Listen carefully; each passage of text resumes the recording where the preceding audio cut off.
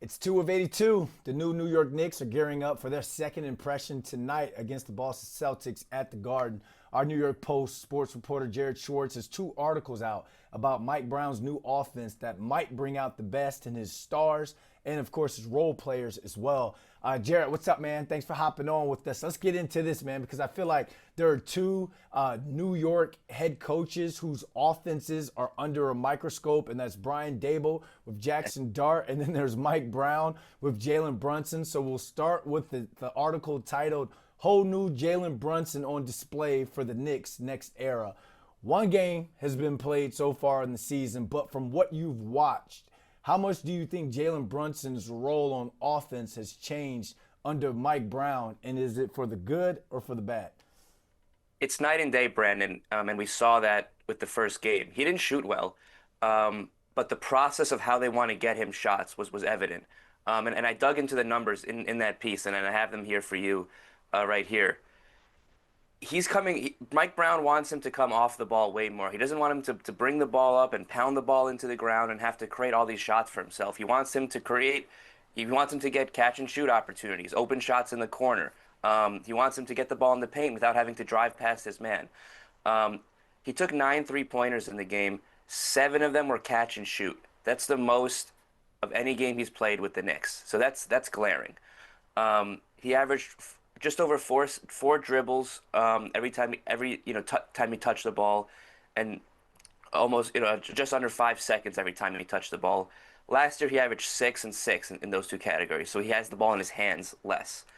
It's glaring that they want to get the ball out of his hands to give him easier shots, and it was evident in game one. He didn't shoot well, but the way he got those shots was different. You saw ball movement. You saw other guys have a chance to eat, and kind of Jalen Brunson didn't have to play hero ball. And I get it that it's one game sample size, but what they put on tape, I believe, is what Knicks fans were hoping for within this offense. And to continue to look back on Wednesday night's win, what else kind of stood out to you most about Mike Brown's offense and how he planned on using guys not named Jalen Brunson?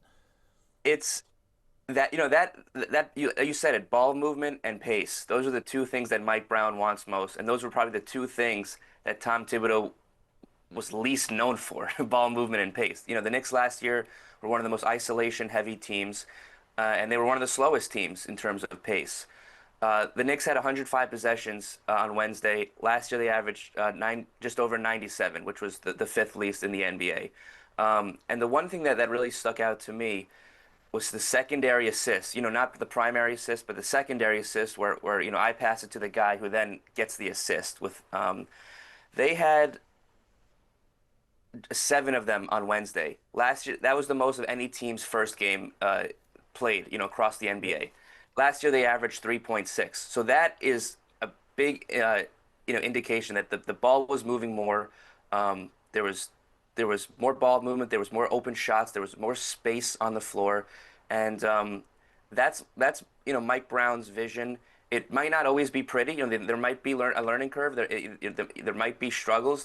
We did see struggles at times on Wednesday, but that ball movement and that pace was evident, and that's what Mike Brown wants, and that's what he's so far got. The other thing was the 3-point shooting. I believe they took 40 on Wednesday. Mike Brown just wants more threes. Like Tom Thibodeau, last year the Knicks ranked near the bottom of the league not in 3-point percentage, but in 3-point attempts. They made a good percentage, but they just didn't take that many of them, and that often led to them losing, like the numbers game they call it, where other teams just took more of them and they got more points out of them. They took 40 on Wednesday, and Mike Brown said, "I want even more." All right, more threes, more trays. Absolutely love it. And it's looking like not only is the star going to eat, the superstar is going to eat the stars, but also the role players as well. Because all offseason, Jared, all everyone talked about was the new additions to the Knicks bench. But Wednesday night, it was the guys who were lost on the bench last season under Tibbs who kind of made some of the biggest impacts in that win. I'm talking Deuce McBride, Landry Shamet, and Tyler Kolek. They all hit a big shot, sparked and sustained some runs and some momentum. So which one of these guys do you think is going to shine the most in Mike Brown's new system?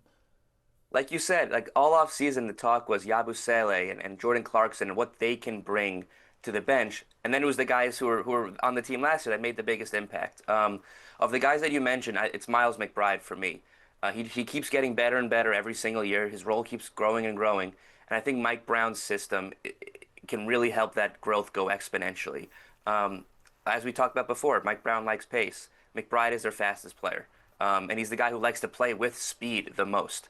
He's he's the leader of that bench unit. And one thing that Mike Brown will want to do is play a small lineup with a lot of guards on the floor and a lot of guys who can shoot threes on the floor. It's something that Tom Thibodeau didn't like to do. We saw on Wednesday in crunch time, he was closing with Miles McBride on the floor. It was a smaller lineup with Cat, karl-Anthony Towns at the five, OG at the four, Bridges, Miles McBride, and Jalen Brunson. He likes to get five guys on the floor who can shoot. Miles McBride is certainly one of those guys, and Jalen Brunson was raving about him after the game, and he's a steady guy, he's a steady player, he plays both ways, he plays hard defense, and he can certainly shoot, and it could be a really big year for Miles McBride. Mike Brown wants to use this bench more and more. Miles McBride will be the centerpiece of that, and this system should only accentuate all of his strengths. All right, we got game 2 of 82 at the Garden tonight. The Celtics come into town, different team, different defensive schematics. So what are you going to be watching for offensively from the Knicks in tonight's game against Boston? I think it's a three-point shooting. Mike Brown said, I want more. Like, that was a good start to have 40 of them on Wednesday. Now he just wants more. And I think that, let's see if they heed his call to just take more of them. On Wednesday, they did go through some lulls. They let the Cavaliers make some runs. I want to, I'm looking to see how many three-pointers they take. And also, can they get Jordan Clarkson going off the bench? I think he was 2 of 7 on Wednesday. Let's see if they can get some of these new guys. Yabusele didn't score. Clarkson, I think, had 4 points. Ariel Hook-Party, who will likely start again at center with Mitchell Robinson out, I think had 2 points. Let's see some of those guys get involved. And if they can, this is a deep team that they can beat you in a lot of different ways. Usually when a team is like, oh, we got to get better or we haven't scratched our ceiling, you kind of look at them and it's like, no, you are who you are. But with this team, if they can continue to get more out of guys and guys that, again, that were already here and guys that have just gotten here and still win games, they are going to be what everybody hoped for when the coaching change was made and these guys were brought in. So it's going to be a good time tonight at the Garden. Jared, thanks for hanging out with us, man. Always a pleasure.